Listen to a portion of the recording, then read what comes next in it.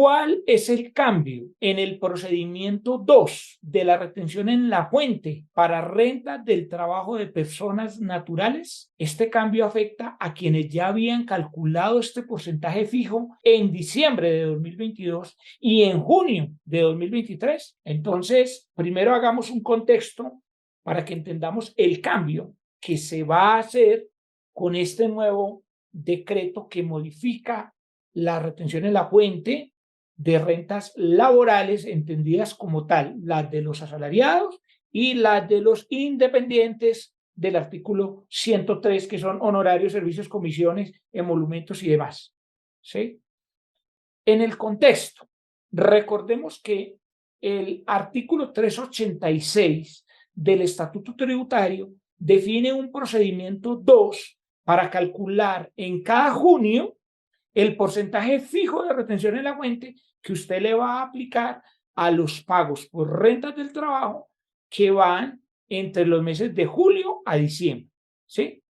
Y usted también tiene que calcular un porcentaje fijo de retención, ¿sí? Para ser aplicado, usted por allá en diciembre vuelve y calcula el porcentaje fijo para poderlo aplicar a los pagos que haga entre los meses de enero a junio del año siguiente. Eso lo sabemos, o algunos puede que no lo sepan.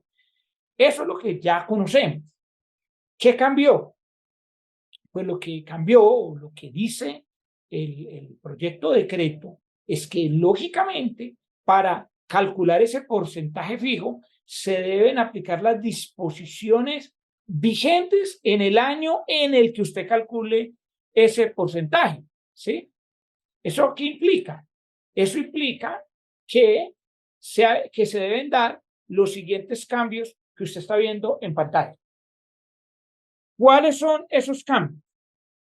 Esos cambios son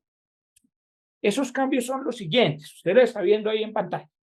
El primero es la exención del 25% en rentas del trabajo, ¿sí? Que sabemos bien que cuando uno va a depurar la retención en la fuente mensual o en el cálculo en la plantilla que uno usa para calcular el porcentaje fijo, nosotros sabemos que antes de la ley 2277, eso estaba limitado a 240 UETs mensuales, ¿sí?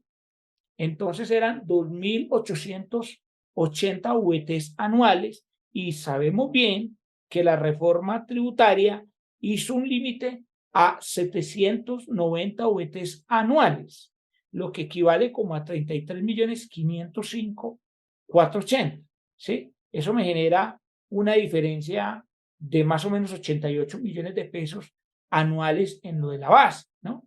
Y entonces, ahora, para yo calcular ese porcentaje, pues tendré que tener en cuenta el cambio de los 2.880 VTs a los 790 VTs.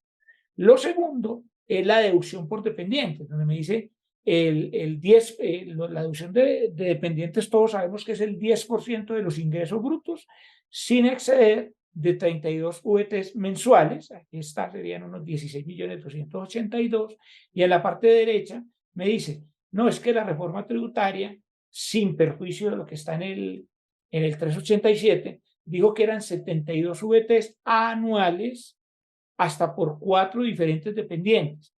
Esta cuestión de los dependientes no se usa en la retención en la fuente mensual, sino en la declaración de renta anual, porque la ley 2277 no la incluyó en el artículo 387. Entonces, uno tendrá que tener en cuenta estos cambios para poder, digamos, calcular ese porcentaje fijo a junio de 2023. Pero parte de la pregunta era, ¿qué pasa si yo no tuve en cuenta estos cambios en el porcentaje fijo que se calculó en diciembre del 2022 para los pagos de enero a junio de 2023? No pasa absolutamente nada, porque las normas tributarias no pueden aplicar de manera retroactiva. Eso lo dice claramente el artículo 363 de la Constitución Política y el artículo 338 del mismo texto.